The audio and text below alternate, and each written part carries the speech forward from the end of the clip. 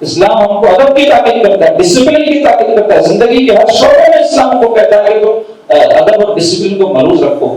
نمازوں میں آپ دیکھ لیں صفیں بنانے کا ہم کو حکم ہے، جب تک ایک صف مکمل نہ ہو دوسری صف بنانے کا حکم نہیں ہے۔ جب وہ صف پہلی پر ہو جائے تو دوسری بناؤ، دوسری پر ہو جائے تیسری بناؤ۔ قاعدے میں بیٹھنے کا طریقہ بتایا گیا ہے، جو نماز یعنی بیٹھنے کا انداز ہے اس کو اس طرح بیٹھے، رکوع اس طرح کرے، یہ سب کیا ہے آپ کو ڈسپلن سکھایا جاتا ہے۔ اذان جب ہو جائے تو سب کام چھوڑ کر آپ فسعوا الی ذکر اللہ، اللہ کی یاد کی طرف دوڑیں۔ یہ آپ کو جو حکم دیا جا رہا ہے یہ کیا ہے؟ ڈسپلن ہے کہ وقت پر سب جمع رہیں۔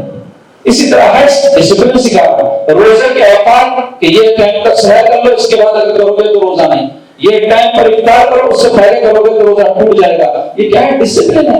حج کو جب جاتے ہیں مقررہ ایام مقررہ مقام ہے، بس ان دنوں میں اور ان مقام پر آپ پہنچیں گے تو یہ آپ کا حج ہوگا، ورنہ لاکھوں کروڑوں بھی آپ خرچ کرتے ہیں آپ کا حج نہیں ہوگا۔ کیا ڈسپلن ہے؟ نمازوں کے اوقات میں مقرر کیے گئے ڈسپلن ہے یہ۔ تو ایک مسلمان کی زندگی میں ڈسپلن کی بڑی اہمیت ہے، جس کو آج امت فراموش کر رہی ہے، جس کے نتیجے میں آپ دیکھیں سوائے نقصان کے ہماری زندگی میں کچھ نہیں۔ مسلمان کتنے ایسے ہیں کھانے پینے سونے جاگنے زندگی گزارنے میں ان کے کوئی ڈسپلن نہیں، کوئی ترتیب ہی نہیں۔ تو جس کی زندگی میں ڈسپلن نہیں ہوتا وہ ناکامی اٹھاتا ہے، نقصان اٹھاتا ہے۔